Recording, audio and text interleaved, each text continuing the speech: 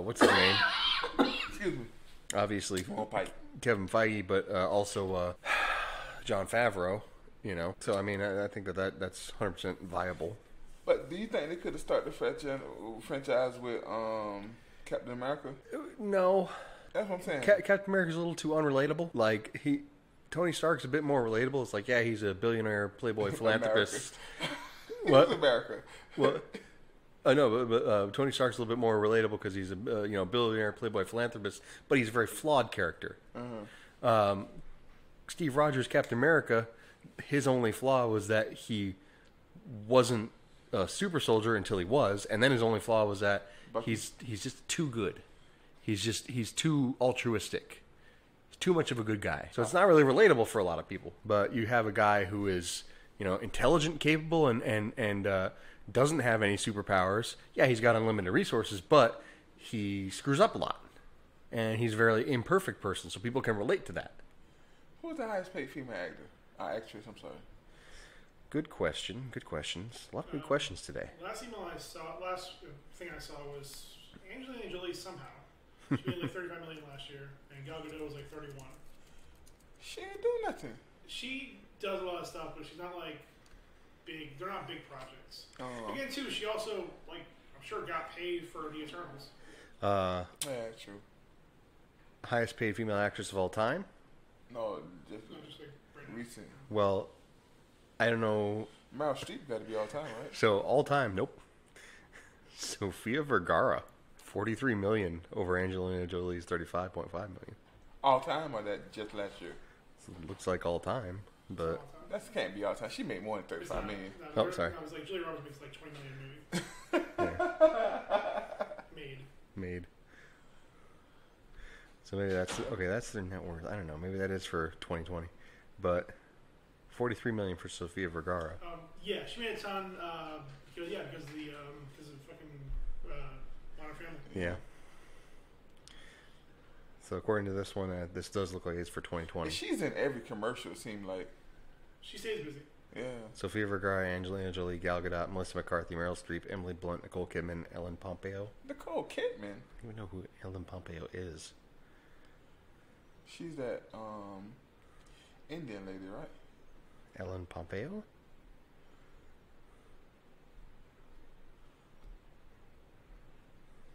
Oh. The Grey's Anatomy check. From all that Grey's Anatomy that I watch. Syndication money. Then Elizabeth Moss, and then Viola Davis. Bruh, I'm not even talking about weights. I'm talking about chicks, period. Love that show. Grey's That's like Anatomy. General Hospital for them. That's the new age General Hospital. I mean, General Hospital is for them too. I'm in the new age. I'm in the new age. New age is like 20 years old. What? Grey's Anatomy? Yeah. But how old is General Hospital? Like in the 70s, right? It's old enough to retire. They still running it. I have no idea what these things. Is the story still coming on? I stopped following soap operas. I stopped following telenovelas. I don't know anything anymore. I can't help it. I stopped following when Victor died. When did Victor die? What, you're asking the wrong person. I'm sure it was like 1999. Victor Hugo? Listen, I just heard him say Victor. The only characters on the show I'm aware of, because my mom used to watch it, Victor Von was Doom. Sonny, and that big titty chick who's always with him. Ooh, big That's all I know about that show. I like big titty chicks. I don't know nothing about it. If you're listening, big titty chicks. Are we recording? Yeah. Hit it! Is that going to be your intro, or should I do one?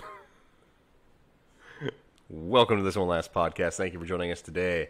We'll be continuing our coverage of the Fast and Furious franchise today, as well as touching on some news and perhaps a loaded question. We ain't hungry no more. We ain't hungry no more. And the pockets ain't empty, cuh. So to my left is P. Breezy. Hi. To my right is D. Easy. The Slim. Nice. The Too Slim. Too Slim, too easy, too slim. And I am Ryan B. Online, the Why So Serious. Why so serious? So fellas, news up first? If you can call it news, I suppose. So what we've got on the dock today is there's a new trailer out for Venom, Let There Be Carnage. Starts out easily enough. It's pretty much just goes straight into him in his apartment cooking breakfast. That was cool. But he's not actually cooking the breakfast. Venom is cooking the breakfast, so he's just kind of... No, Venom said we. Yeah, we. So he's just kind of standing there while the tentacles all are flying around, cooking things, making a mess of the fucking kitchen. But as he's as he's doing all this, he's playing a version of Louis Armstrong's version of Let's Call the Whole Thing Off. Or as most of us know, you say tomato, I say tomato. So, right there, it's a great opening. An indication of things to come, maybe. Mm-hmm. Perhaps they're going to call the whole thing off. But also goes a bit more into the introduction of Cletus Cassidy. Okay. And once it gets done with that whole scene of the breakfast cooking, it switches from Let's Call the Whole Thing Off to One is the loneliest number. You see a couple of things in there. You see kind of the general introduction, and him having sort of a ranty bad guy monologue. But you also see what is possibly the introduction of Shriek. So that could be interesting. Because it looks like they're going to go with some kind of a combination of the introduction of Carnage and also the Maximum Carnage storyline. I didn't see Shriek at all. Where was that? It's the girl that was in the cell that was like screaming. All right. Yep. I don't know who she was Shriek like kind of is. pale looking, and she's one of the like superpowered bad guys that he ends up joining up with when he goes on the Maximum Carnage rampage. Okay. Highly doubtful that they'll include Doppelganger because they haven't introduced Spider-Man. So all in all, looks okay. You do finally get an actual look at Carnage and what he's going to look like, the actual symbiote. Mm-hmm. It's a little different. They're going with the red, but like it's not like a deep blood red. It's kind of like almost fusion. It's kind of almost like pink. It's kind of almost like pink and goopy. Science. It looks a little bit like mayo chup or the pink sauce. Like when you mix mayonnaise and ketchup together. Like salmon, ain't it? I don't know what it is. Yeah, it's kind of salmony. It doesn't look like deep red, which I'm not sure why they're choosing to go that route, but all right. Looks generic, but could be potentially good. Well, I was sold at the breakfast. When he started cooking breakfast, I was sold. I'm like, all right, I'm good. I'm ready for this. You ready for breakfast? I'm learning. I'm starting to not really like breakfast no more. It's too bready. But that scene was amazing. Yeah. It left me thinking, like, how could he see what he was doing? Well, he doesn't have to. And it doesn't look like he was doing a very good job anyways. Yeah, that's true, too. Yeah, the symbiote just uses his spider sense. Mm. Symbiote sense. I'll be honest, man. That cooking scene, that was making me check out. I don't know why, I just didn't like it. Just didn't work for me. In what way? I don't know. I don't know. I really can't tell you. I just didn't like it. It was too goofy, maybe. I didn't like either of the song choices for the trailer. Didn't vibe with any of the versions of Venom that I've ever seen or I have in my head. They just kind of pick those songs at random. Like maybe they already paid for another movie. Ignorant bliss wins again. Ignorancy. I love it. Well, you're the average American. So. I love it. But I mean, like even just like with what happened in the previous movie, like this doesn't click for now. It just doesn't click for me. Like I ain't seen enough. I mean, in my opinion, these trailers move too quick. Like I go online and they be like 1,000 things you missed from the. I'm like, how'd you pick out 1,000 things in that trailer? It was like a 2-minute trailer. How'd you pick 1,000 things? Because somebody sat down and slowed it down and picked it apart piece by piece and watched it frame by frame and was like, oh, well, I saw this, I saw that, and then... Yeah, they're literally going frame by frame, and the people who are making the trailers are intentionally putting those things in every other frame to get them to draw things, because they like all these YouTube videos, all us talking about it is free advertising for it. Yeah, yep, that's true. Word of mouth. Man. You're welcome, Sony. Word of mouth. So wait for that cease letter coming down. Yeah. Somebody. Oopsie. I got some beer on my laptop screen. So, Ryan, what are you drinking / pouring? I am pouring up Origin Story IPA from Clown Shoes Brewing. It is part of their Kung Fu Ballet series. I like Clown Shoes. Clown Shoes always comes out with like interesting styles of beers, but also very cool artwork. And this one has like a very David Carradine-esque looking dude, kind of a monk type deal. Not like he's choking himself, but doing like some cool, crazy kung fu stuff with the dragon in the background. Well, we'll take a picture and put it on the Instagram where you guys can go get the pod clips and the pod episodes and everything else we are. And yes, Mr. checking us out on the socials. Fax Machine, what are you drinking? Well, I'm taking a step back because this isn't a true Fast and Furious film that we're talking about this week, so I'm not going to drink Corona. But I'm going to keep it more Miami style. I'm going for seltzers. Ooh. Caliente. Bud Light, out of the office varieties. Right now I'm sipping on strawberry daiquiri. Nice. Nice. And you? Too easy, too slim? I don't know. I'm thinking about, I don't know. I've been trying to get myself back on my intermittent fasting meals. So I'm in my 4 hour. I'm just out of my 4 hour window, but I'm thinking I might have what you drinking maybe sometime later. I don't know. Maybe I have the one I have left behind last week. Listen, if I can help corrupt you, just let me know. So that was we drinking. Back to more news. Is there more news? Not really. I didn't get to throw my real take of the trailer in, other than like. Go ahead. I'm a bit in between the two of you.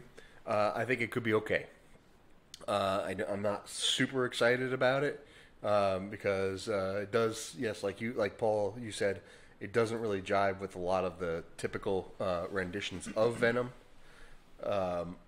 But I think it kind of goes with what they were trying to go with in the last movie, especially that part where they're going through the convenience store and they're greeting the lady, and she now refers to both Eddie and Venom.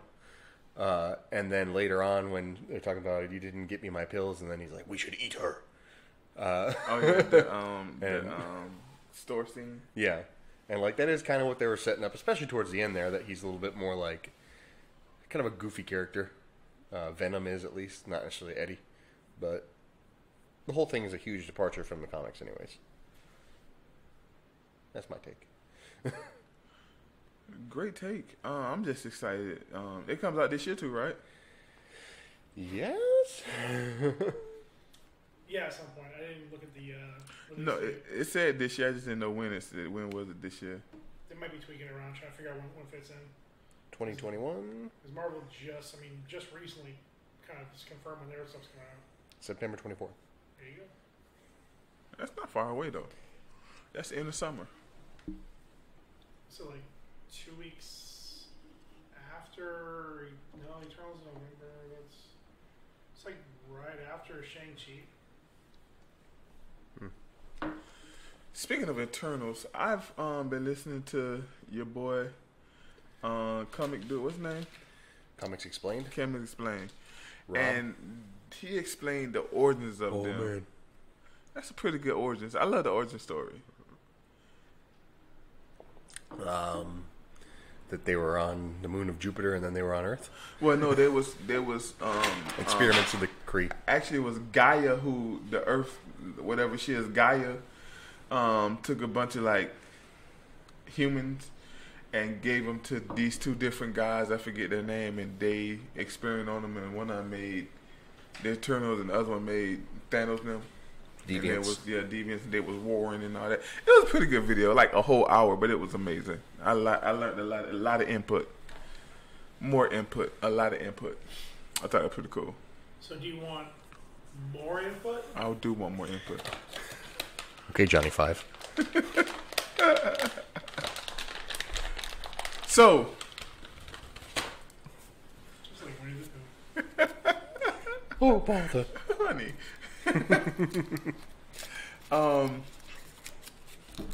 Y'all any news? Cause I can run this right here for a little bit. I don't know. Well, you want to keep talking about the Eternals? Now we're gonna go into no, go ahead, go to you. I don't know if it's news, but just current events, I suppose. At this point, Resident Evil 8 finally came out. The game, yeah, Village. yeah. That's been all over my timeline. It's been nothing but good reviews as far as I have. There's a little bit here and there where people are kind of critical of it in certain aspects. That's everything though. Of course, Welcome to human. I don't play games that much anymore, but I did watch a playthrough. I thought it was good. Like, I mean, it was definitely one of those things where it's much different from the original series, but it's more or less a true successor to 4. Okay. In a lot of ways, gameplay and all that other stuff. It being different, obviously, because it's first person. But 4 had the African chick, right?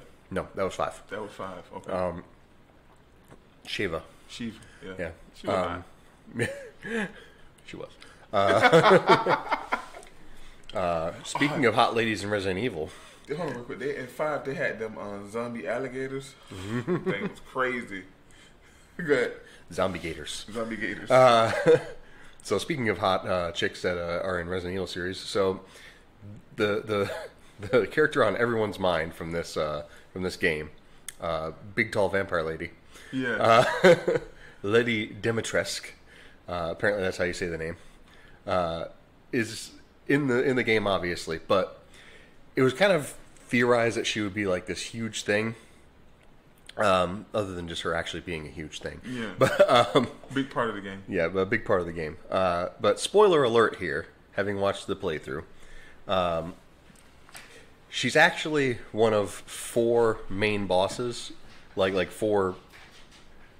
There's 4 characters that are like kind of subjects of this other lady, the main bad lady, and she's one of them, and she's the first one. So, like, she's the first area you go to and the first boss you beat.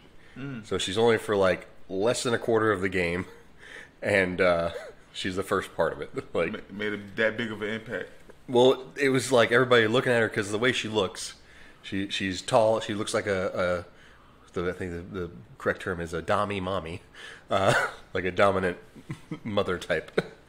Like, she has a MILF body, but she... is like a dominatrix type thing, like okay, yeah. So, but that was like the thing that kind of made her like a big thing on the internet. Yeah. But on top of that, big. Yeah, she was supposed to be 9 feet tall. But I mean, she was all over the place too. Yeah. Everybody was talking about her. But it's just it struck me as kind of funny. This whole thing that like everybody made such a big deal out of it, and she was just like a very small part of the game. Not like a super small, but like less than a quarter of the game. And of course, in true Resident Evil fashion, she does, in fact, turn into a tentacle monster. Of course. So, I don't know. I just wanted to touch on that. The rest of the game looked great. The rest of the story was fun. Surprise ending, and it was good. Wish I had time to play it, but... Now, did you watch the whole thing on the playthrough? The whole playthrough. Oh, wow. Yep. It was only like 3 hours. So. That's cutscenes, right? Are you talking about the whole playthrough? It was cutscenes. Like, it wasn't like I watched somebody play it, because that probably would have been more like 8 hours. But it did show a bit of the video, the playable areas and stuff like that. But because a lot of that is like in environment storytelling too, with like reading stuff and like experiencing little short cutscenes and but. What I like about these video games doing these days is they added so much like add-on content. So like an 8-hour game could turn in at the end of the whole thing like 100 hours. You know, yep. So that's gonna be, to me, that's gonna be interesting to see where they take that. And I don't know if they're gonna add extra story mode to it, but I think they already talked about doing a game mode that has been involved since Resident Evil 4, which is called the Mercenaries, where it's almost like a multiplayer thing. Oh, nice. Yeah. That'd be big. Mm-hmm. Oh, multiplayer is huge online right now. Yep. That'd be big. Be just fighting zombies with your friends. It's like a horror mode and a multiplayer in one. That'd be big. Yep. Even though I'm not into horror games, I can see why this game is really like huge. There are definitely horror aspects of it in the story and whatnot, but I think that honestly at this point, gameplay, it's a lot more action focused. Mm. Especially because it's basically a first-person shooter now. I had got to work one time. Me and my homeboy was splitting a shift. Mm-hmm. Plus, we were working our shift, so we was working 12 hours, right? And when I got there, it was like 3:00 in the morning, and he was playing Resident Evil 7, and he was on this part where this big dude was just, bro. I was freaking out. My anxiety went to level 10. I'm like, bro, I can't do this, bro. They do use a lot of horrifying imagery. The thing about like the Lady D, the whole thing that they were doing in there is like No relations. yeah. Sorry. You chose the Uncle Ruckus thing to go to. Foolish fool. Falling right into my trap.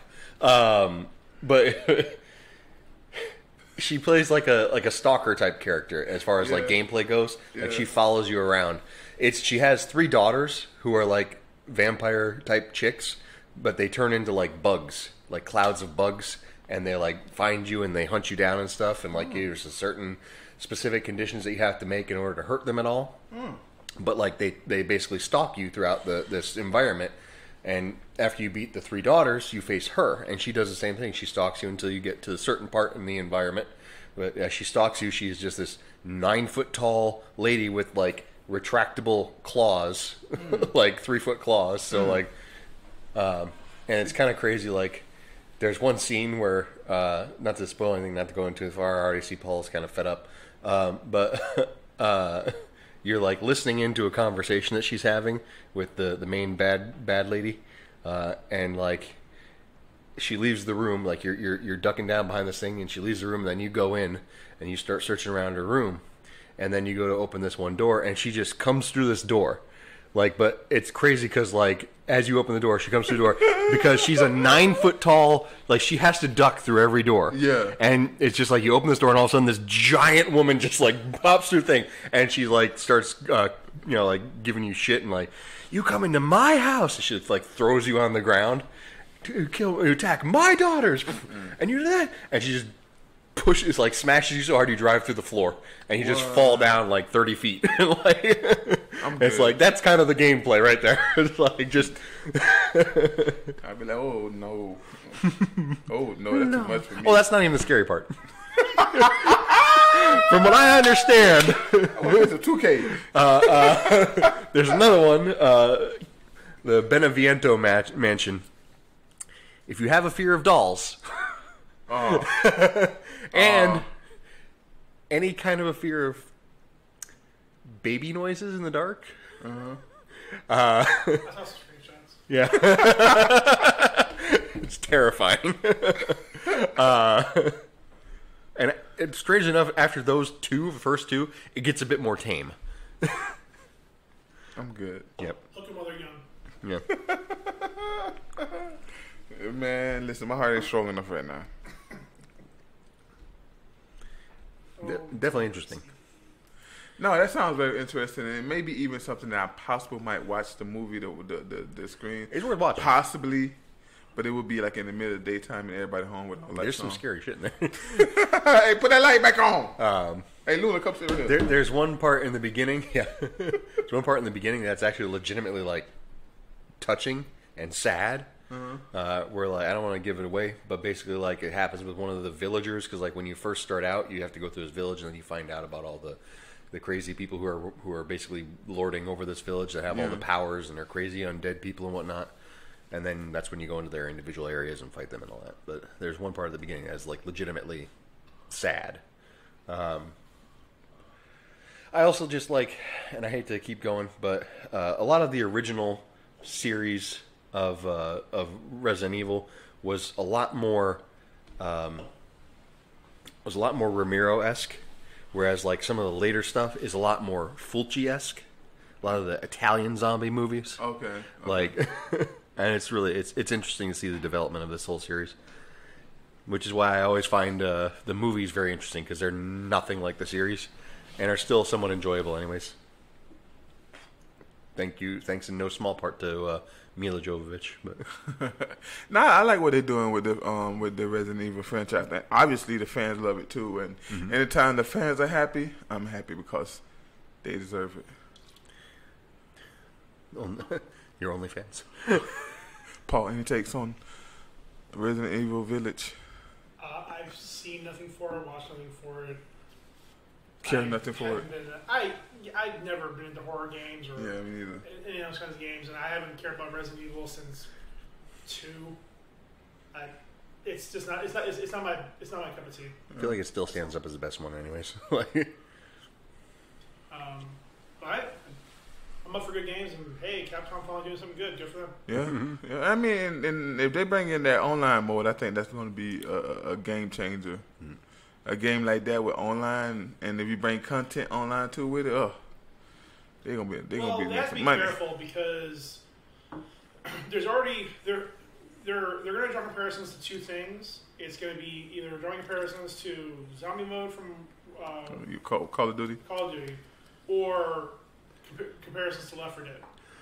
Well, they've had this mode, the Mercenaries, since Resident Evil 4. Oh, That was the Dark Ages, man. That was Yeah, before, that was it was a bit different. It was more of a for the internet. yeah, kind of. It was before the internet was easily available to all video games. Yeah. It was more of a horde mode than it was anything else. But see, the question is, will they have battle royale? Hey.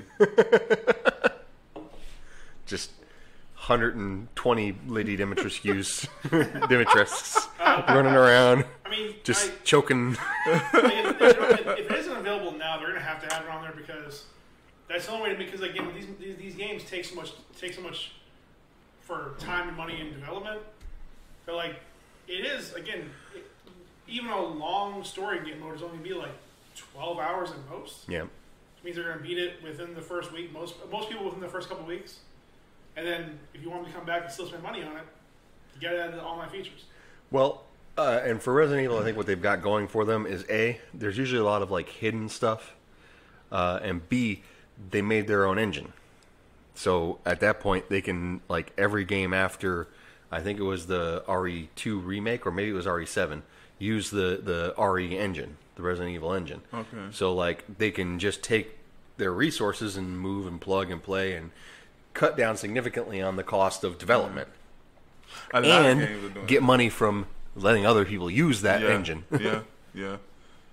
I mean, the Unreal Engine, they making a lot of money.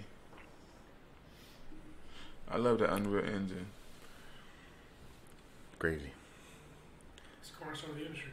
Yes, sir. It's kind of crazy to think that like the Unreal Engine is actually behind like the Arkham series.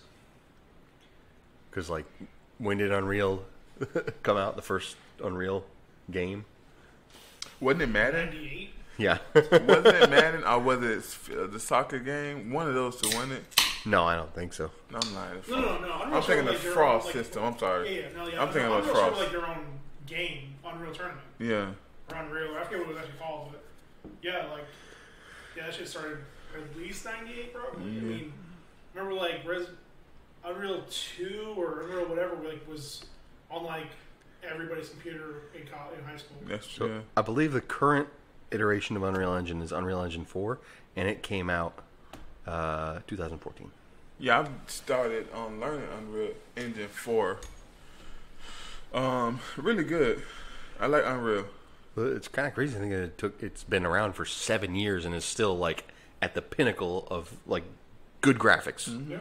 Like, I do see some of the fan art or the fan like movies they making with Unreal Engine, and then not even just video games. It's crazy. Yeah. they've got a lot of them on this one website. It's called Pornhub. No. Not that I ever watch this. Oh gosh.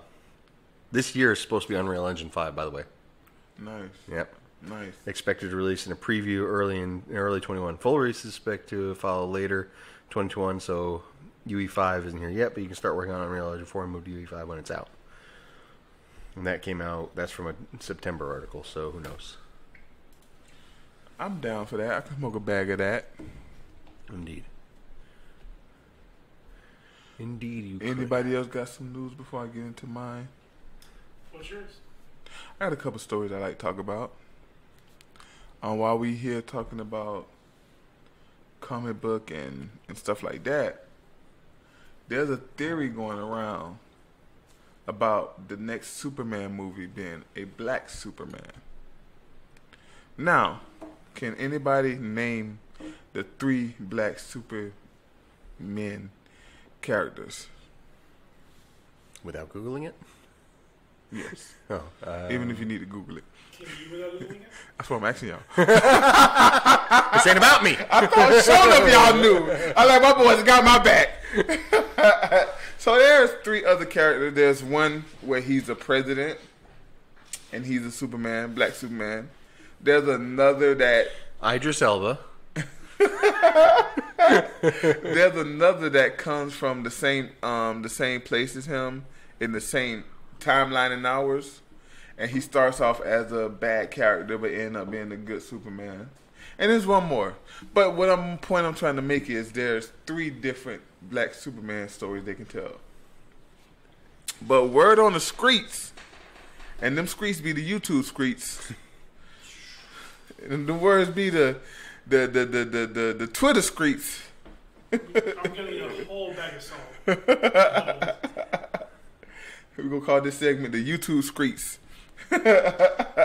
Word on the YouTube streets is they're trying to make Kal, which is the current Clark Kent. I said it. I just said it backwards. I was working on something. Kal-El. They're trying to make him black. How do you guys feel about that? Okay. I will go first if y'all want me to. Huh? You want me to go first or y'all want to go first? You go right ahead. Ryan already wanted to go ahead. Okay, so my thing is this.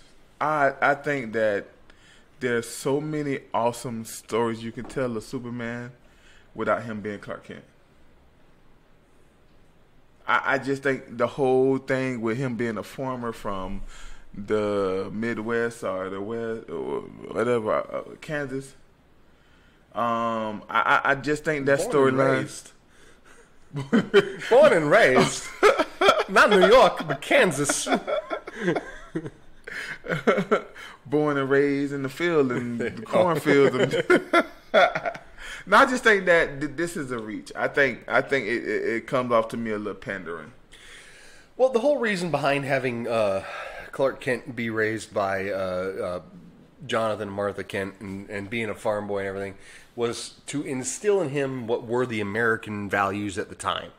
Or what were perceived to be the American values of the time. Yeah. The values of the working class. The values of good Christian folk. Yeah. So is salt of the that a earth. story that is relevant today in that way? Or do we just lean on that trope from so far long ago anyways? What is our version of that? Is it people who work in retail? Is it people who work in the service industry? Is it people who work in white-collar jobs, in office buildings? Is it people who work in data entry? So you said the next Superman should come out of San Francisco? Maybe. I don't know. Like, there is not that ideal anymore. Yeah, and I got what you're saying. That's interesting. Right? That's an interesting take, too. So when you talk about a black version of Clark Kent, is Clark Kent relevant anymore? That's a good question. Like, God, dog, you just hit me with something, bro. well, that's kind of when you asked me about, do I want to see a black Superman? I don't really care about a Superman movie. Like, there are much more interesting versions of an omnipowerful hero struggling to become part of humanity, and Superman never really dealt with that very well. So if I see I do want to see a Superman movie. I do want to see a black Superman movie. I think we said that before. But I want to see it with the black characters, so you can get if you need like for me to see a regular Superman, like with what's his name that's playing Superman now? Henry Cavill. If you're doing a new Superman with him, I want him to be OP.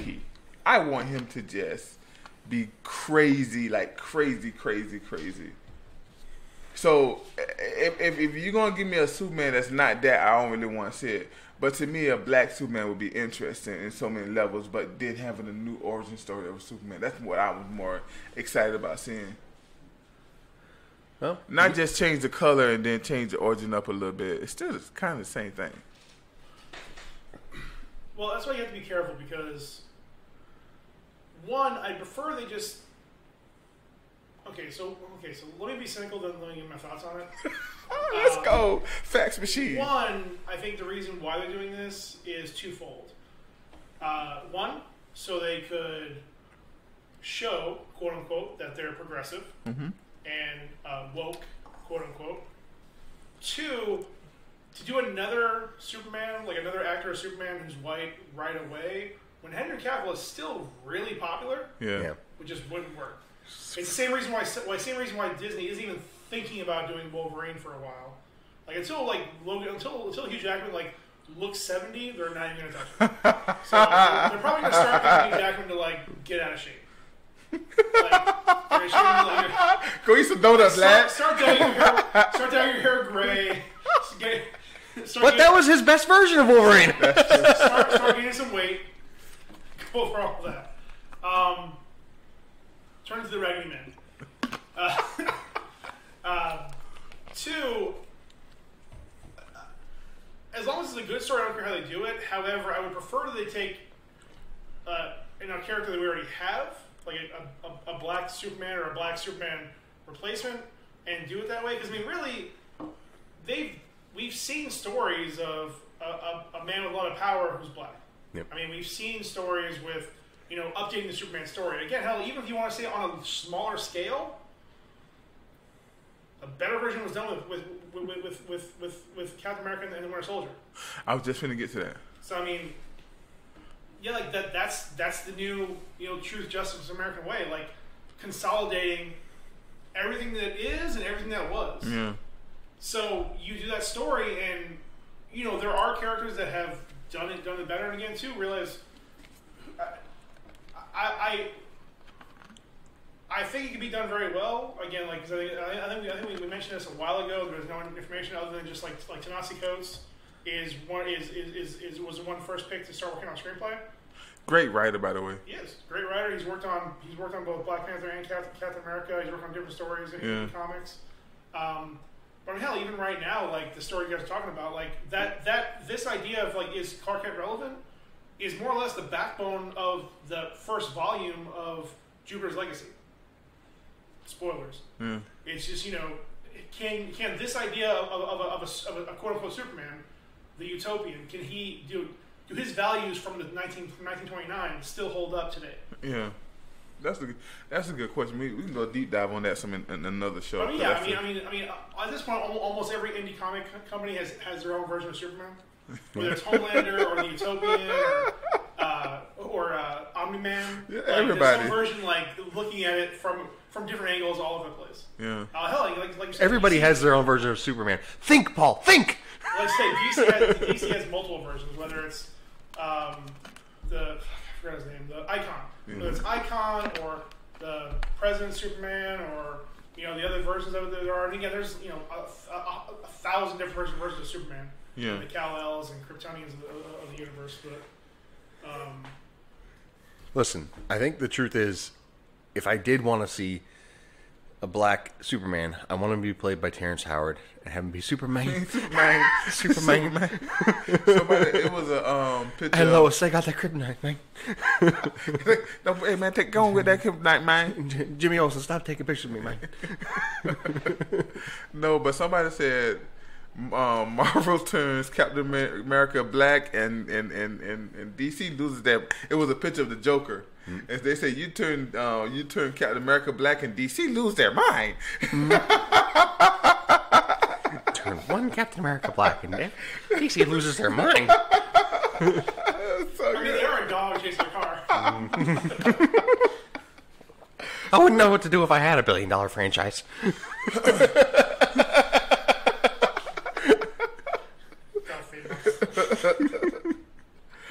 I'm gonna say this, and we ain't gonna get into it, but that was a masterpiece. What we seen with the Winter Soldier and Captain America and the Winter Soldier, that was a masterpiece, bro.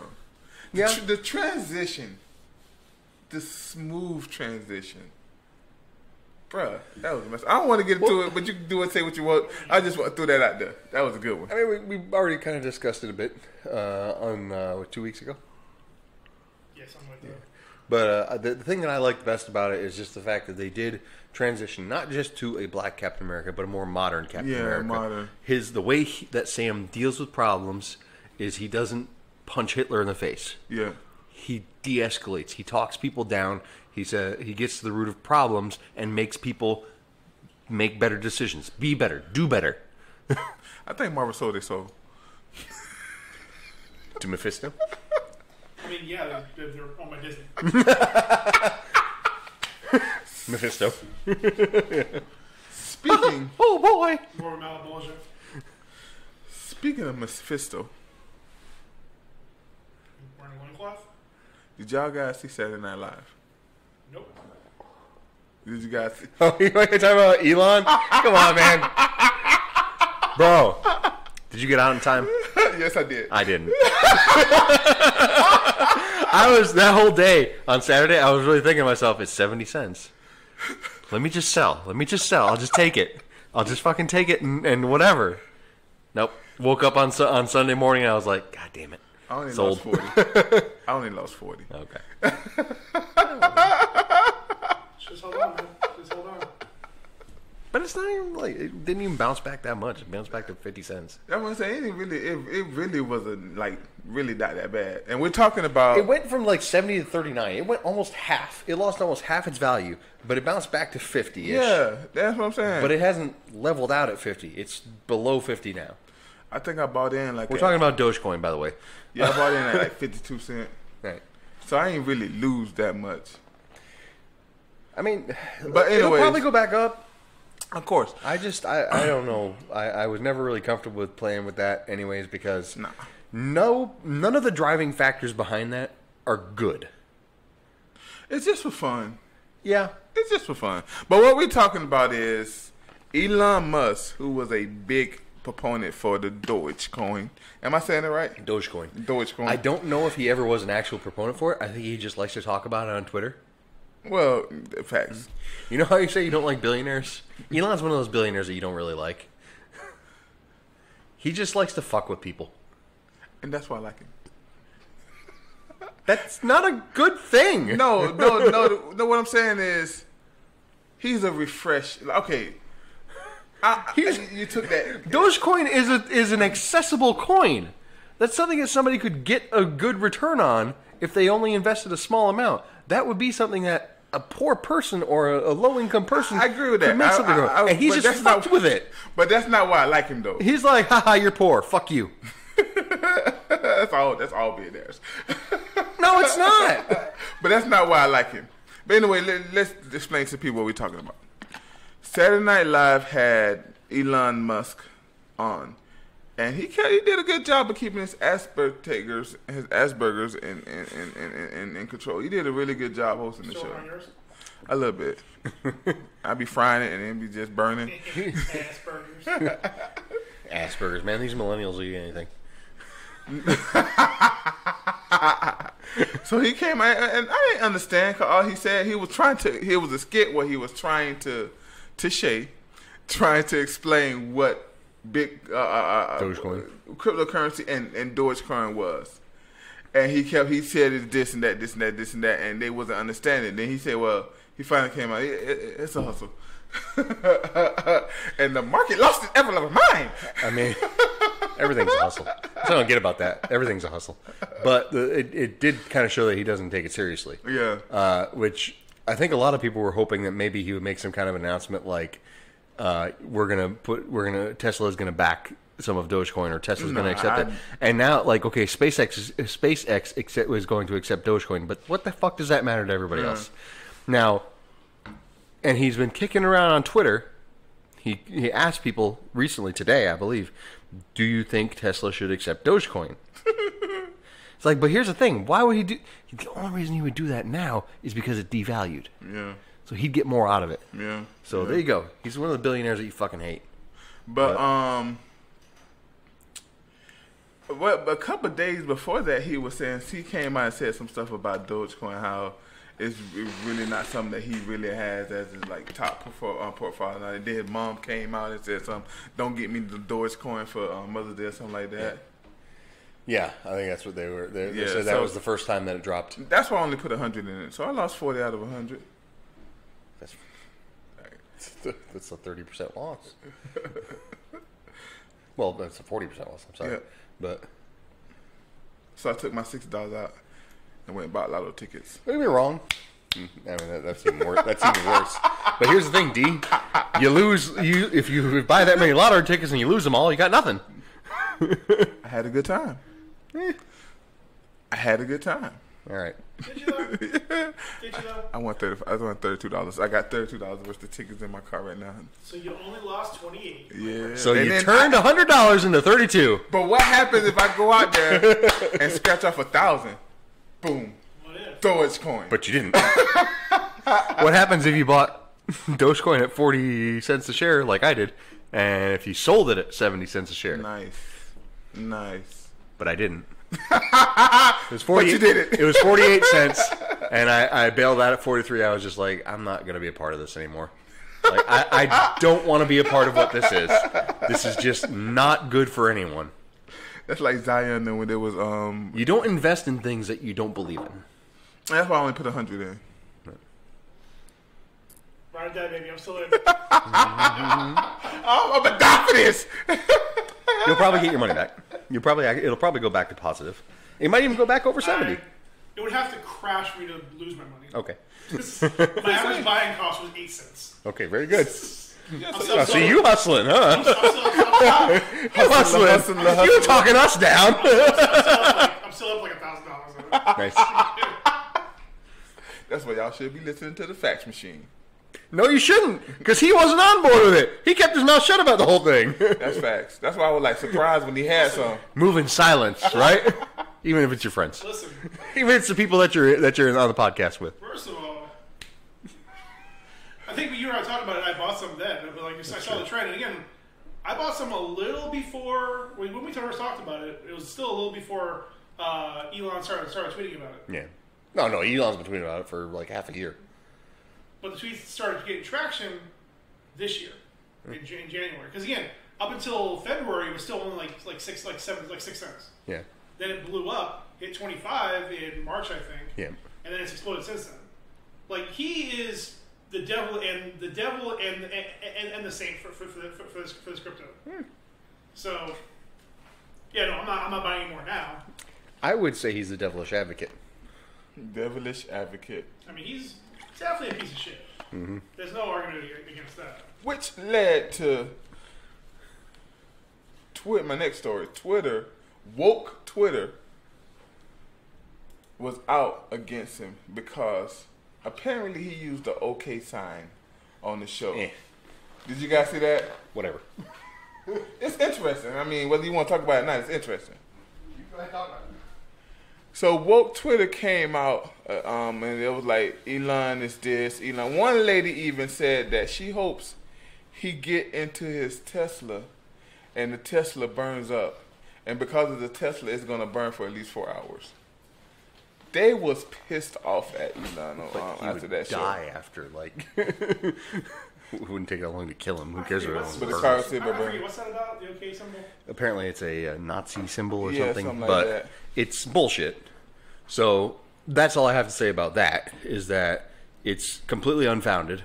It is flat earther type level stuff. So whatever. He used the okay sign. So at the end of the day, the reason I brought this up because I thought it was interesting, and I want to get you guys' take. If your take is he is a piece of, that's your take. My take is that he's a piece of shit because of his actions, not because of fucking an okay sign. But at the end of the day, I thought that was everything interesting happened this weekend. Elon Musk, woke Twitter, and somehow Black Superman was all over the timelines. So that's the YouTube streets of the week. Very nice. Yeah. The only thing that was all over my timelines was hoes and they titties. That's what I follow on Twitter. The tall ones. That too. The 9 feet them ones. too. The 9 feet hoes. But them 6 feet titties. Bazinga. I didn't even go on Twitter until today. I see shit. It's pretty boring, dude. I can give you some people to follow. He can. He can. Anyways, still working on my side project for the podcast. Penny for my thoughts. Okay. Like where I go and talk about all the discounted OnlyFans. Get it? Penny for my thoughts. I like that. Flip. I like that. That's creativity right there. You can't get that from YouTube. OnlyFans. You said it right. That's good. I like it. So, loaded question? I'm down. Before we go, let me ask you one question. Okay. And it's going to go off. I'm pretty sure everything. This is not a loaded one, right? Shut up. Did either one of you guys? Did either one of you guys see Jupiter's Legacy? No, but I will watch that soon. That sounds Look pretty familiar. good. We'll talk about it next week. We'll talk about it next week then. Because next week's episode is going to be about two of the least noteworthy Fast and Furious movies out there. So we're putting them together because of that note unworthy. Unnoteworthy? Unnoteworthy. Un-Samsung noteworthy. Bam. Oh man, you know what? I missed the fucking what's the name of the Wisecrack series that used to be with the Earthling Cinema? Sure. Yeah. So that one, it was. Sorry, I hate to go on a tangent like this, but Earthling Cinema was a bit from Wisecrack, where like this guy pretended to be an alien. And he dressed up as a. No, he wasn't real. Yeah. Anyways, pretended to be an alien, and he always used to talk about movies, and they would dissect it as if it were like a thing. But one of the recurring jokes was that any piece of technology, like a computer with like a laptop, like a big screen thing, every piece of technology was a Samsung Galaxy Note. It was just funny. Anyways. I mean, when that Note line first hit, bro, everybody had the Note line. They were like big phablets. They were like the first phablets out there. Yeah. Phone tablets. Yeah. Oh, is that what you're supposed to do with them? I was doing something else. Oh, sorry. They're not for Twitter machines? Phablets, not phablets. Sorry. Anyways. Didn't see Jupiter's Legacy. It looked like it was pretty good. Is it somewhat in line with the other show that we like a lot, you and I, but D hasn't seen? Invincible? Hey, I'm going to start that Nope. tonight. Totally different? I don't know. I'm going to start that tonight. I had to Start look at the five. I will say I didn't realize till afterwards. So there's 6 episodes, and they're calling it a volume instead of a season. So I'm hoping more comes out later in the year. All 6 episodes only cover like 1.5 or like 2 or 3 issues of the comic. Okay. So they spread a lot of stuff out, but it does give more character development for because again, like in the comic, like you know very little about. Mark Millar isn't great with character development. Ideas, yes. Character development, not so much. But it does give you a lot more understanding of the characters and their motivations through this. I'll be honest, I only today could finally like learn what the main character's name was. It's not Jupiter. He goes by the Utopian. I was like, man, like the Emporium, the Amish, the fucking the Unilateral. Like I can't remember his name like for days. The antonym? I just kept on different shit. It was the opposite of what you thought it was, wasn't it? Josh Newman, the fucking thick Timothy Oliphant. I don't know what's the name. I was gonna fucking say it, you cunt. Sorry. Anyways, we'll talk more about next week. It's fine. It's a fine show. You know what I saw the other day? It was today, actually. I was watching the thing, and it was talking about on Mr. Sunday Movies, and they were talking about something, and thought it was cute that in this movie, it was an older movie, and it was like they used the word cunt as if it meant anything, and then it played that clip from Auntie Donna, where he does the don't be such a, and makes a symbol for a square, and he goes cunt. Like, that's good. That's great. That's hilarious. Anyway, so check it out. We'll talk about it next week. It's worth checking out. It's definitely worth checking out. Nice. Okay. This week's loaded question. Loaded question If of the you're week. Loaded question. Would you rather know how you're going to die or when? Ooh. And to avoid any questioning or self-doubt, these are written in stone. You can't avoid it. If it says December 12th, 2022 at 3 p.m., it's going to happen no matter what you do. Death by having your testicles sucked through your asshole. It's probably something you die from. If it says scuba diving, just because you try to avoid scuba diving doesn't mean it ain't going to happen somehow. It'll happen. It's Final Destination logic. Okay. Move on first. I'll go because I get this. I would. Is that how you die? I would rather. Fuck. I would rather know when. I would rather fuck too. I'd rather know when. Because if I know how, then I'm just gonna avoid doing stuff, and I'm like, oh, well, I could It was like, oh, you're gonna die crossing the street. Well, fuck, it means I can't cross streets anymore. And then it's gonna happen. I'm gonna be pushed by somebody, or like be like something's gonna happen. Like I have to cross the street because like there's a baby on fire or something, and I'm gonna fucking get killed by a random car pops out of nowhere. This is when I know when I'm like, all right, I can live my life. Week before, go buck wild, and then die. You want to go or you want me to go? I have a very definitive answer. That's the only reason. So let me go. That'd be wild. I have the feeling that we might all say the same thing. I think so. I think that's gonna be wild to walk across the street. I would say I would like to know when, because if I knew how, say if it's like something really gruesome, I would be spending my life in therapy just trying to get the trauma of knowing how I'm gonna die out of my head. Well, I suppose that's true, but also at the same time, like, if you know how and it's something, we're all assuming it's going to be something horrific. So it could just be something boring. Like, what if mine be raptured? That'd be so cool. Well, you know, there's an aspect of it, I suppose. You know, like you could just be like picked up from the heavens on high, but like, would that even be considered like a way that you die? I mean, it's the way you shuffle off your mortal coil, I suppose. So it would be the same thing. Death is just. But like you're called, body. right? Yeah. Like I don't know. It's just. I would go with knowing. I think Knowing when. Yeah, because I death to me, it like. Okay, to be honest with you, I'm not suicidal at all. Some people don't think I'm crazy, but I'm good with knowing that I'm gonna leave one day. Like I'm good with knowing that this is not forever.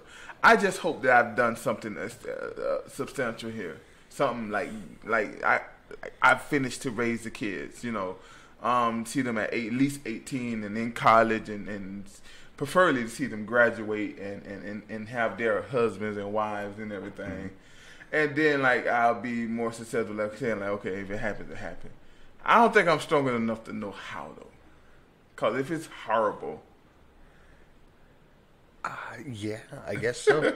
Like, I mean, but again, I reiterate, though, I think we're all assuming worst case scenarios here.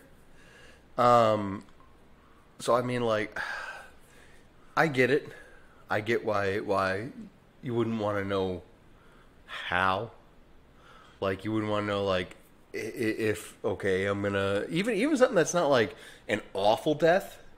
Like, even if it's not like, oh, wow, you're going to get your fucking, dick chewed off by an alligator. A zombie alligator. From Florida. From Florida. There we go. Even if you're not going to have something awful like that, even the concept of like something relatively tame, like you're going to get hit by a car, you know, would still kind of fuck with you. Yeah. Like it would still be one of those things that where like you're not sure. Like, okay, now I know I'm going to get hit by a car, but am I going to get hit by, you know, like a bus and have it be over instantaneously? Am I going to get hit by, you know, something and get dragged along the fucking concrete? Yeah. You know, am I going to, you know, definitely kind of a crazy thing. And then to know, like, say if you, like, find out you're going to get cancer and you're going to have to go to the stages and you're going to die of stage 4 cancer. To know that's how your family is going to be going through that, to me, would be hard, too. Wouldn't that be something? Yeah, see? Like, that's why I say, I'm good. Just tell me when. but in something like, that's an interesting thing. Because, like, to me, in something like that, with cancer, especially with particularly aggressive cancer, you would possibly, potentially know both of those things. That's true. You could hypothetically, or at least, you know, a time frame. Yeah. Like, you get cancer at 30, 40. Well, like, you've got aggressive, you know, prostate cancer. I'm so weirded out by this conversation. Like, it's a bit of a... I am so weirded out, bro. Yeah, no, don't get me wrong. It's certainly a concept, a topic that's difficult to deal with.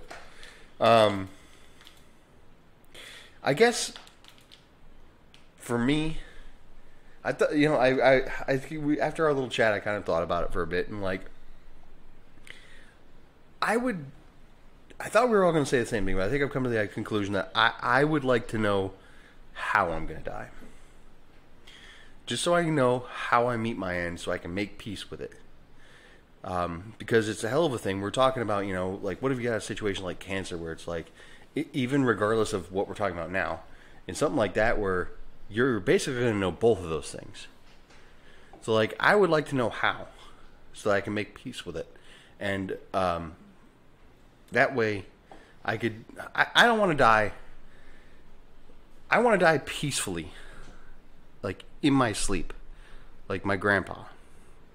I don't want to die screaming and confused and just like the passengers in his car. Bruh.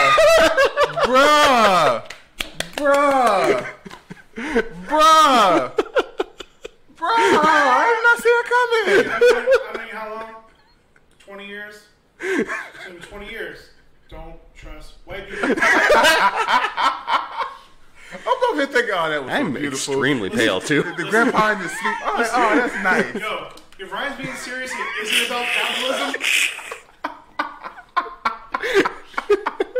I'm over here like, oh, that's so nice. That's so sweet. Then he said to people in the car, I'm like, oh, Jesus, he's asleep.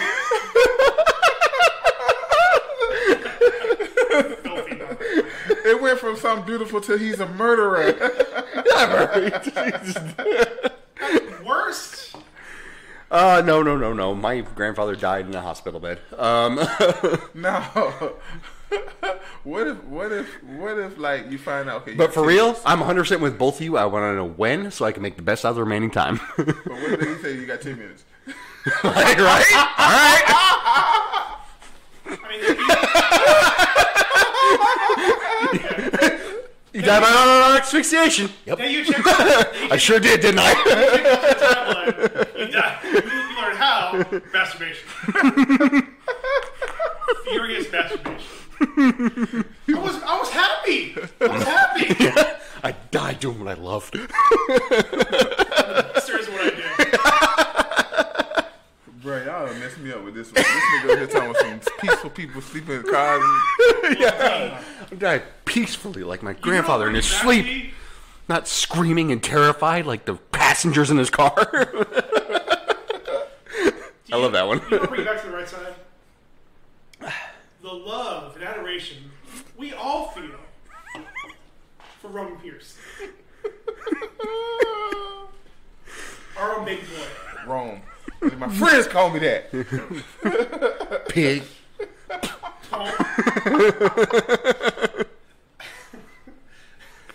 Okay, In Rome, Roman Pierce. I was making notes to this. One just like I did for the first one.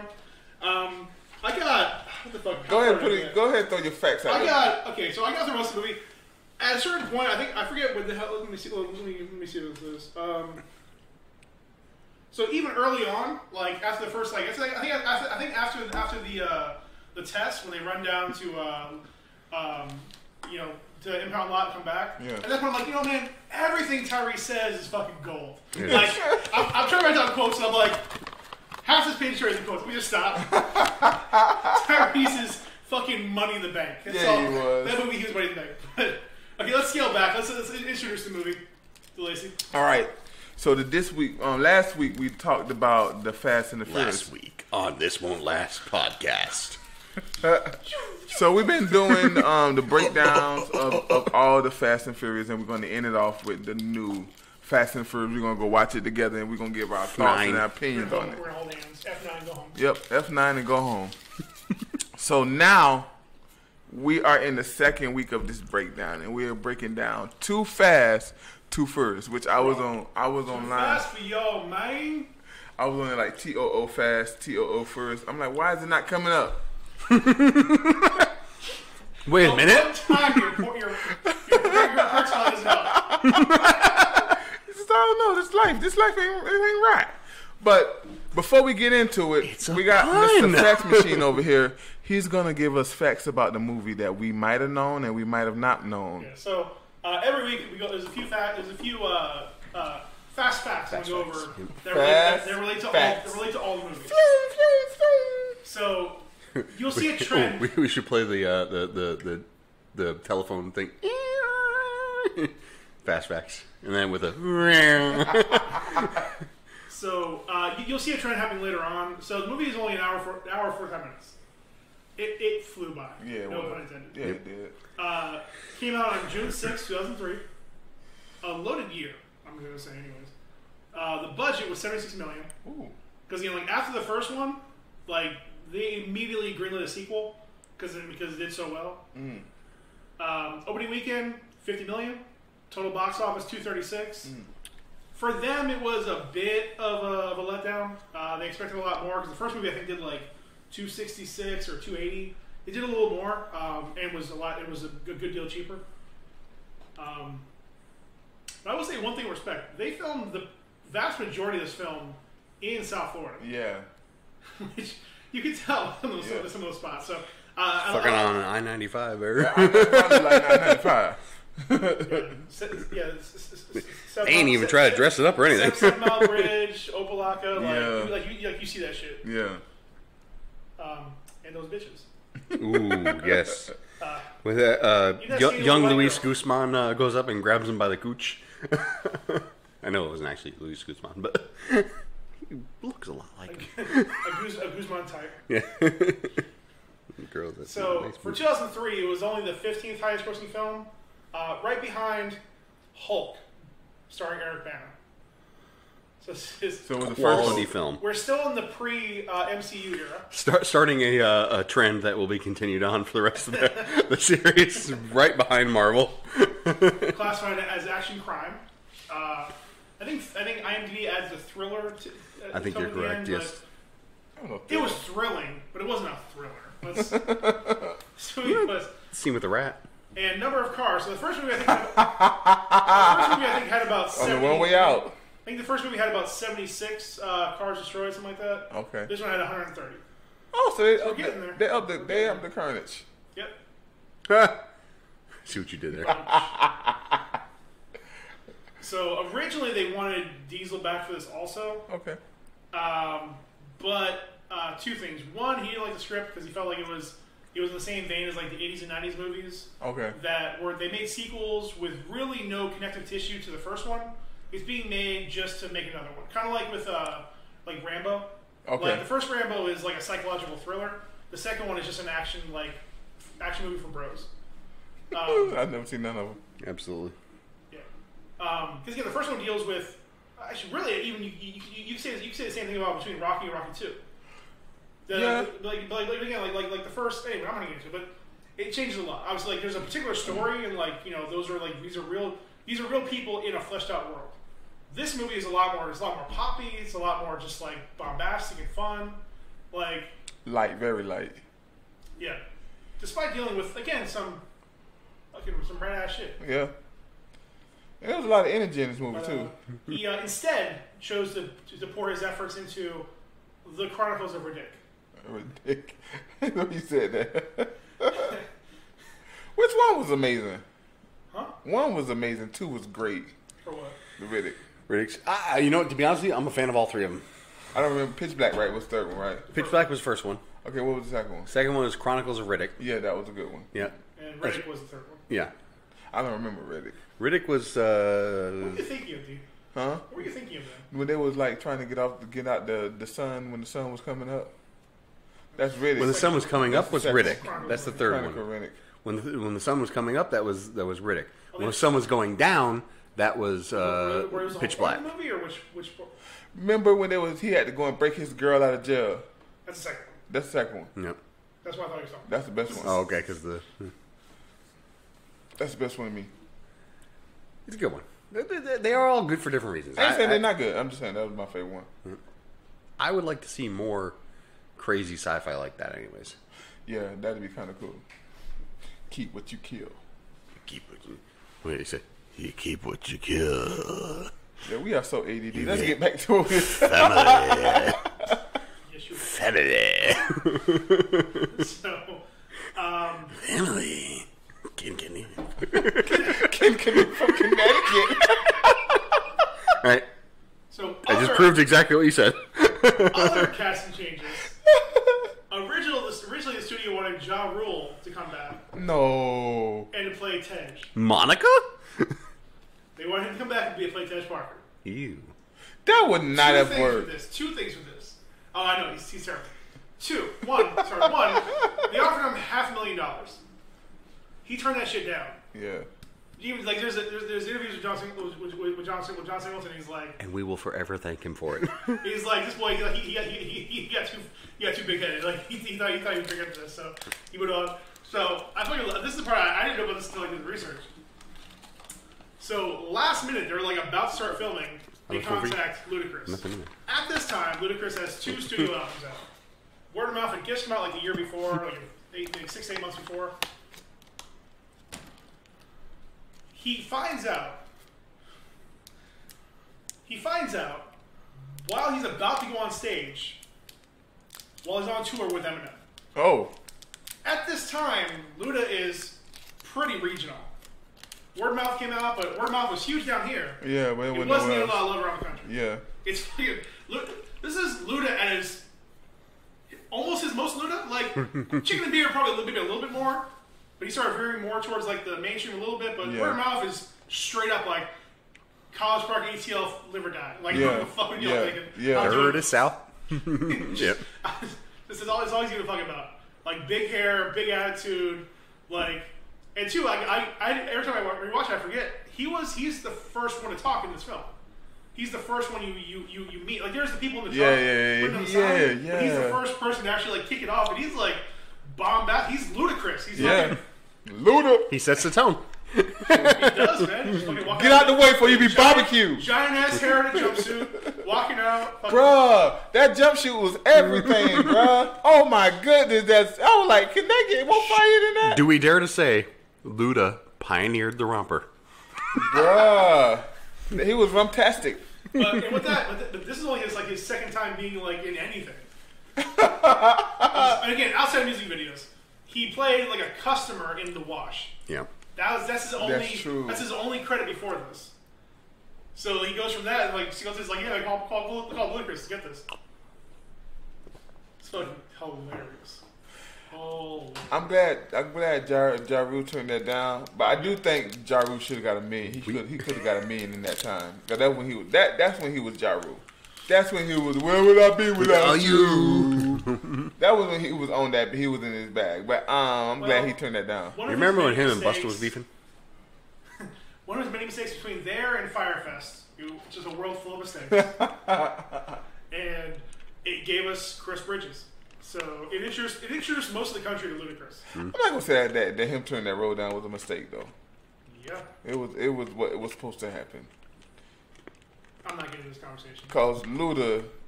Yeah, I want to have fun. That was Luda role, bro. Luda was everything. Oh yeah, 100%. But again, he was also like a last minute choice, and it came out.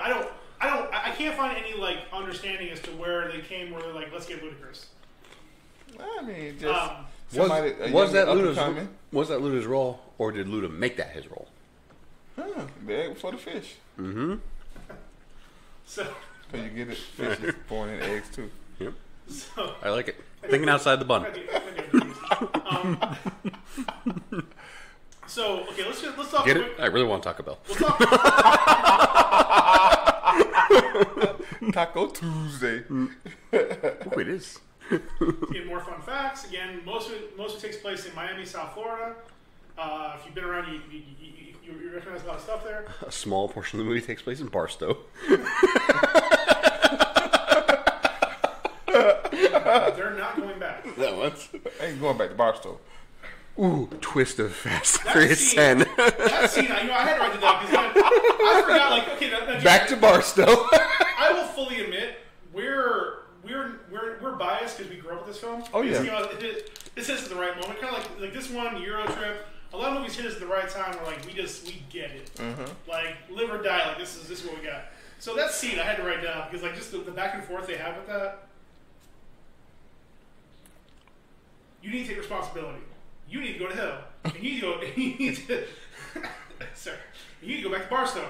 I ain't going back to Barstow. So I watched. Okay, so in preparation for this movie, I didn't rewatch the movie because this movie is ingrained in my brain. I know this movie. I did watch a couple of reviews on YouTube, and somebody was very negative on it.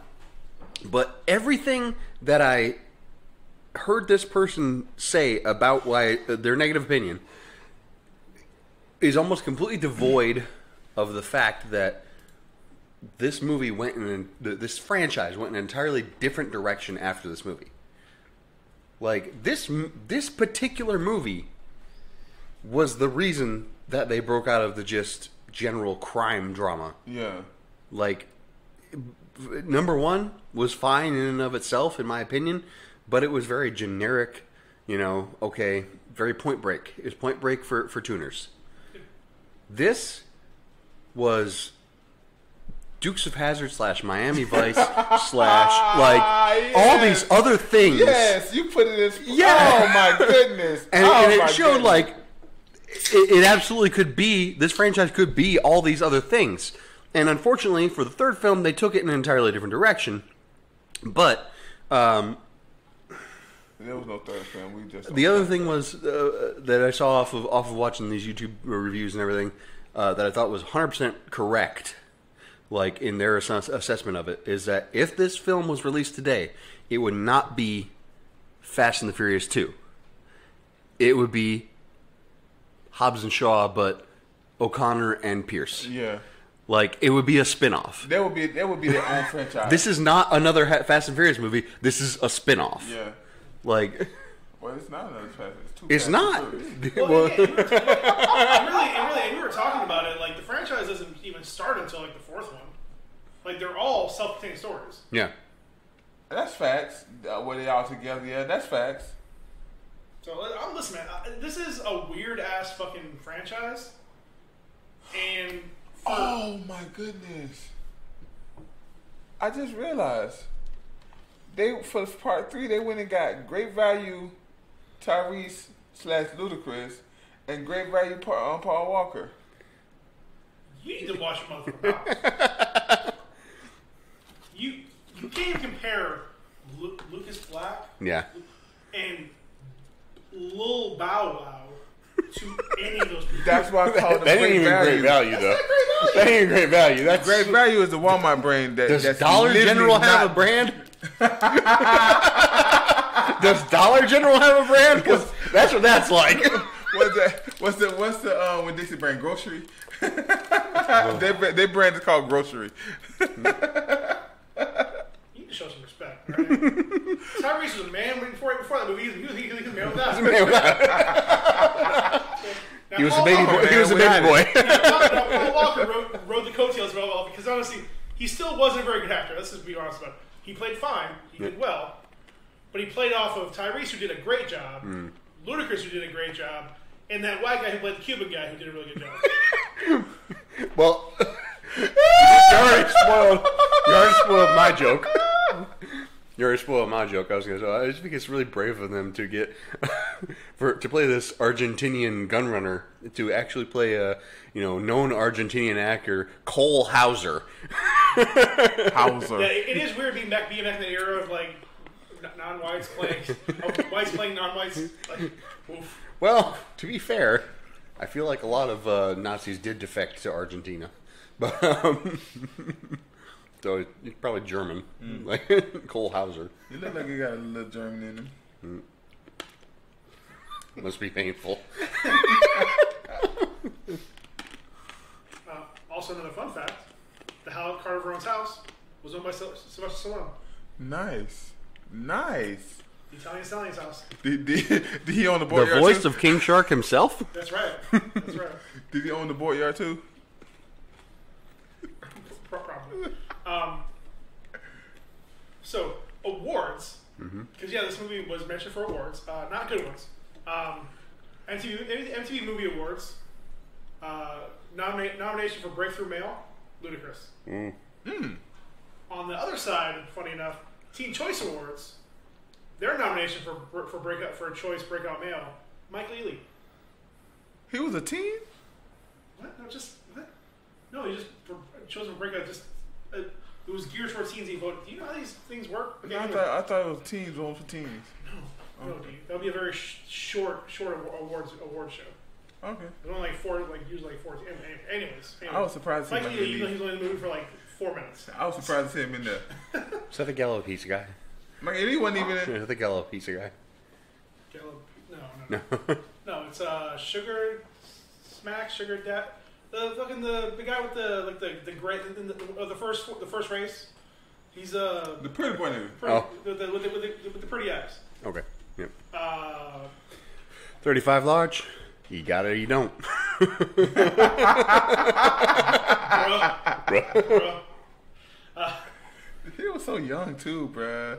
Choice movie chemistry, which they give him. It just says Paul Walker. It doesn't say anything else. Just I guess he has. He's great chemistry. He does have great chemistry in general. I mean, I suppose. Yeah, he does get along. He just get along. Now, here's my favorite. Eva Mendes. Nominated for Choice movie fight / action sequence. Paul Walker vs. Tigers. Still felt like shit. Still felt like shit. It's true. Blondie right here is not a cop anymore. Then just like balls up that fist and throws one of the most telegraph punches coming. That's a choice of John Singleton's. He's given him that one. Now, again, the key thing is they didn't win any awards, both good and bad. They were nominated for 2 Razzies. Nominated for, I'm sorry, only one, thankfully, only one. Oh no, 2, I'm sorry. Nominated for Worst Remake or Sequel, and nominated for Worst Excuse for an Actual Movie. All concept, no content. I don't see. Dude, this movie got shit on a lot when it came out. Again, that's why I wanted to rewatch it, because I knew a lot of the reviews out there were bad for it. Wow. I wanted to rewatch it because I knew how negative it was for it. Because it's just a dumb, fun movie. Like, I thought the movie was so fun, bro. it was. But again, it's both fun, both in the action and in the dialogue. More importantly, like this is like one of the last movies where like the dialogue is still really good. Like Fast Five, probably. Fast Five is probably the last one where like dialogue is really good, like throughout it. But but a lot of that comes off. This because, is Brazil. Right, but a lot of that comes off because you have so many more characters also. So like, at that point, by Fast Five, Vin Diesel is what he is. He's not doing anything else other than just family. And even Walker is becoming a little bit more serious. they're trying to make him into a badass, this fucking scrawny ass white guy. But you had like the Puerto Ricans or the Cuban brothers who were hilarious. Then it became like this nice rivalry. Why are you so negative, bro?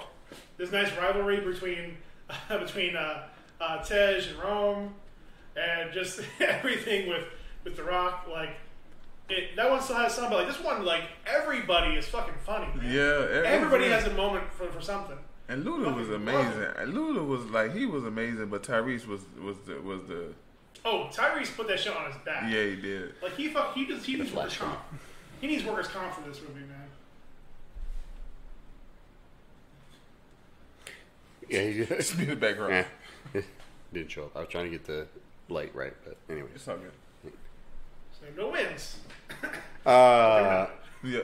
Yeah, I heard that Tyrese was hospitalized after filming this movie for carrying it on his back. Baggage. Yeah. Baggage. Carrying it on his back. So more of my notes from this. I'll try to run through these pretty quickly. Suki calls him Bullet several times. Paul? It's never explained. Yeah.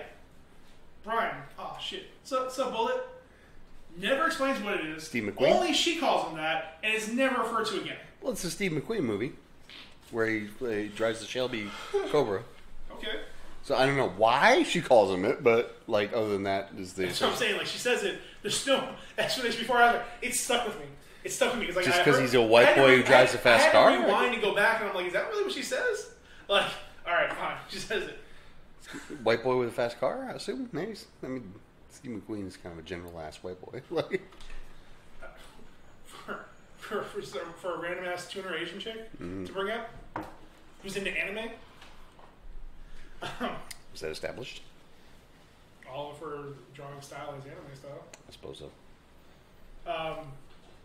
You got 4 minutes, man? Man. You got 4 minutes, man. You got 4 minutes, man. Part of me does. How did he get that 4 minutes? And he was in the top. That's that Walker magic. We don't even talk about it. Just let it go. Part of me does hope that they bring back Suki or Eva Mendes in this franchise. Suki definitely. I don't really too much care about Eva Mendes. Well, you watch my mouth. All right. Bro, when she took around with that grape hair mouth, yes. Yes. Taste out your When mouth. she Yes. shows up, yes. When they put the camera, when they said her name was gonna be in the movie, yes. Nah, I thought the cast was well, man. Go ahead with some more facts. The FBI in customs. First of all, it's weird they're just grabbing this like dude who was a cop in L.A. So they got this person planted to work with this drug lord. Got her up to being his right hand person. In that time, they can't find somebody, train somebody, and get him planted into the racing community. Well, they kind of had to. They kind of had the dude that not planted but trained. But they didn't. The dude that he rejected. He didn't train. That's true. I didn't even know. He what crashed. Yeah. He was chasing Paul Walker in the beginning. He crashed into a car. No, I'm talking about the dude when he was like when Paul Walker first came in. Yeah, pumped him with the cup. Yeah. He was one of the cops chasing Paul Walker. Yeah. And crashed hard That's into a facts. car. That's facts. He couldn't make a turn. Like one of the basic fucking getaway things. But look he what couldn't he make was. a turn. Look what he was driving though. Them big 4 blocks. Okay, things are kind of hard to maneuver. My brother got one. Then they should have had him in better cars. That's true. That's facts. That's facts. If they're chasing a tuner and a person who they know is who's been on the run forever, who has a beast of a machine, they should have been fucking on him. Anyways. Well, they got him. Either way, they agreed too quickly to let him bring in his own guy. Yeah, like for real. I'm really wrong, Roman, but they agreed way too quickly to bring in this random guy who's on house arrest in Barstow. Yes, I will. Every opportunity I can, I will bring up Barstow because that is a great fucking name. Terrible city, great name. Oh, that's a real city? Yeah. Oh, wow. You think it made him? Well, I made him up for the show. Is it Florida? No. It's Arizona. Yeah. Yeah, that's why he's more like they're spending money. So he came way back from Arizona to Florida. I see why he wanted to stay in the movie when they weren't hungry no more. Yeah, and again, just like the difference in these movies, like over time, like in this movie, the entire movie, Brian's just in shorts and t-shirt. I'm not even sure if he wore jeans like to the club. Like I think he was still just wearing shorts. She's just like, what can I get away with? The stare and drive, some good shit. Get a steer and drive on. I taught him that. Taught him that shit. I got that from me. And that music, man, the music is so 03 in Miami. Bruh, it was a track with Trick in it, like, bro. I was like, no, whoa. Yeah, they like real quick threw in both Trick and Pitbull in one sequence. I'm like, And the thing of it is, have we even touched on the fact that this brought about one of Ludacris's biggest hits? Drop. Too fast. Too furious. Too fast for y'all, man. I never mentioned that. That actually was nominated for like best original song or whatever. Really? I'm not sure if it was the Golden Globes or probably Golden Globes, but I doubt the Oscars. But yeah, it was nominated for best song. It was a banger. It was all over it during the summer, man. That summer was fucking Ludacris's fucking coming out party, man. That's crazy. Insane. And again, Insane to the membrane. Yeah, like I started writing down like we hungry, pockets ain't empty, no more. Like it just everything Tyrese says was fucking golden. Gold. I forgot how good he was, bro. Forget The Rock. Ejectocito, cuz! Elio, Uno, dos, cuatro, fato, taco. Kiss my ass, puta. That boy had some lines. And I'll take my cutter back. I was going to give it back. You had like 4 or 5. Good Lord. Cole Hauser. I think they're 100 each. I said, that boy is like, he brave. Hey, that's mine. So? That's the other thing, like, Tyrese, like, the performance this man gave, because, like, every scene that he got, he had the opportunity to eat. Yeah, just to set up that whole thing. That whole thing where he's like, talking about when I was in prison, I thought I wouldn't get better food. Good. That was good. That was a good backstory. No, like most of the actors in the movie, like, fucking bought in. Yeah. Like, surface level, it's a very flimsy script. But they fucking own it. They're like, Luda goes full Luda. Tyrese is acting the fuck out of this. Paul Walker is doing his best. He's keeping up. And again, he is just naturally charming. He's fucking naturally charming. He works. I was saying he had bad acting, but I'm like, do you really gotta act much in that role? Like, this is probably more closer to him in real life than anything. Like, I'd say for me, what got me in the beginning, in the first scene that I remember a lot from the first movie was in both first races, he spends most of it just with a goofy smile on his face. Gets out of the skyline, he's like, just slap people's hands, walk over there. So they got deep pockets. Oh yeah, real deep. And he goes on to him. But like he always walking around with that goofy smile. Unless he's talking to Rome, then it's a little different. But that was good. This again, I don't want to. I'm not gonna put my. When we're all done with the entire series, we're gonna spend some time and discuss. Which is what our favorite one was, what our favorite scenes were, favorite action sets. Because again, like there are some crazy action sets in these movies. Whether it's throwing all the cars in New York, fighting a submarine, fighting a tank, all the shit they do, cars flying. Got a drone. So when we get to the end, we'll definitely go over. We'll have our own little award ceremony, handing out our favorite stuff from this series. But this has always been and is still my heavy contender for best in the series. This is my favorite. What would be D's doozy of a tale? What? I'm still working on it. What the fuck is D's doozy? I know next week on Dragon Ball Z. Dragon Car Z. Yeah, this is definitely like 1 or 2. Like it's up there for me. Yeah. It's so damn fun. It is. It was fun, bro. And I that's had the fun thing. last night. This movie, all in all, it is entirely self-aware. It doesn't try to be anything that it's not. Mm-hmm. Like, it foregoes the themes of family, which were honestly not even fully established by this point. And it just embraces the silliness of driving cars to solve major problems. Yep. And for that, I think I feel like we have to give it credit. Yeah. And even at the end, when they win and Carter Verhoeven's going to jail. They're laughing. They're staring at him. It's like, yeah, he's gonna kill you. When he gets out. He ain't getting out. He ain't getting out. Right? Carter just keeps staring at him, smiling the whole time. See you soon. See you soon. He's like he got out for real, right? Like, yeah, no, that's how it works. Yeah, you know, he's rich. Look it up. Yeah, that's how it works. Which one had Guy's Eye in it? That's the one I can't wait. 7. I can't wait to see that one. That's my favorite. It's your girl. Well, no, Luda and Tyrese was like amazing in that one too. They had a lot of dialogue with each other. Fighting over that girl. Yeah, that one I think is when they finally like really settle, like where it's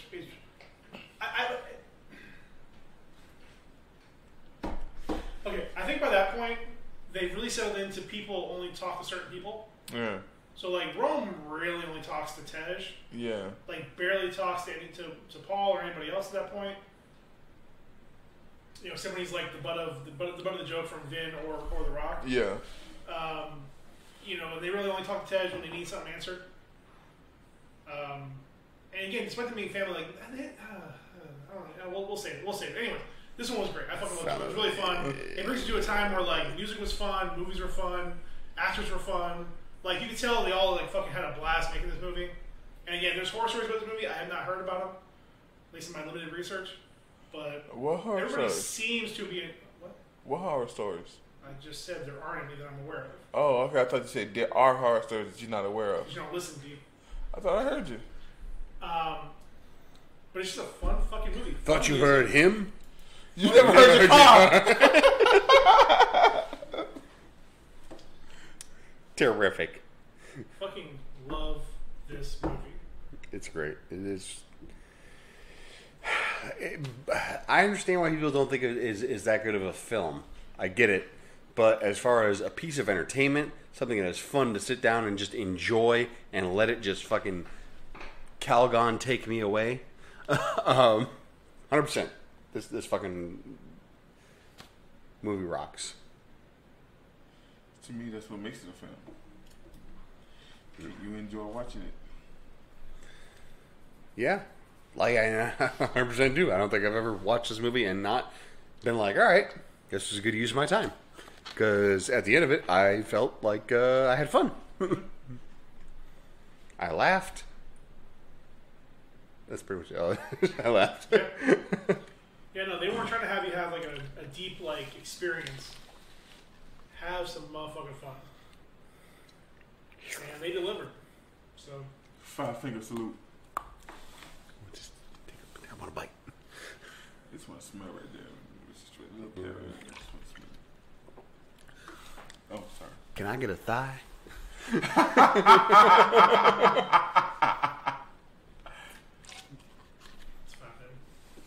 Yep, I don't give a fuck. I ain't sure. So that's the episode, right? Yeah, that's the episode. Want to carry yourself, Paul? No, I'm on the producer line, so you don't hear me. That's going to do it for this episode. I hope you enjoyed our deep dive into Fast and Furious 2. Too Fast, Too Furious. If you want to check us out next time. Oh, wait, did we do a thing? I thought somebody was going to get pregnant with you. Do we do a thing where we do the, well, check us out on socials, guys. Facebook, Twitter, everything. Check us out on, if you're listening to this podcast on Podbean, there are more easily accessible options on Spotify and iTunes and what else are we on? Pandora and Everywhere. Everywhere. Pretty much just fucking Google us. Everywhere, man. Just Google This Won't Last Podcast. And you'll find us at all our little Check our sites. YouTube is blowing up. Yeah, YouTube is doing the thing. It is. We're getting double-digit views per video now. What? Well, Ryan's video specifically. But. Very good. Thank you all the people who work for me, who apparently are watching my videos. Thank you guys. Do you make them? I don't make them. No. Listen, you want more hours? Overtime? Nope. Watch my video. I just constantly throw it out there every time that I talk to anybody, and I shoehorn it into most of my conversations. We're in church, huh? You in church with me? You know what's as good as seeing God? Watching my video on This Won't Last podcast. My This Won't Last calls. So check out the This Won't Last calls. Check out the Happy Good Mornings. We're doing those? Eventually. Eventually. Working on some stuff Eventually. Check out the Happy Good Mornings. Do we have Happy Good Mornings backlogged? Yes, we do. Check out the Happy Good Mornings on Facebook. All right. They already backlogged on Facebook. They're on Facebook, right? On IG or anything like that. Yeah. All right, so check out the Happy Good Mornings on Facebook. We'll eventually get them over to IGTV. Paul Wall, still waiting on you. Keep waiting. Yep. That's the name of the show. Paul Wall's very busy with both writing the outlines for our episodes and doing a lot of producer stuff. So and bringing up all the facts. But we still encourage him because we all want to put our little touch on it. You know what I'm saying? But I think it's gonna do it, guys. To my left has been P Breezy. Kiss my ass, puto. To my right has been D Easy. Hey, we hungry. You got something to eat in there? And I have been Ryan B Online, and my pockets ain't empty. They are now after fucking Doge. Bye. Bye.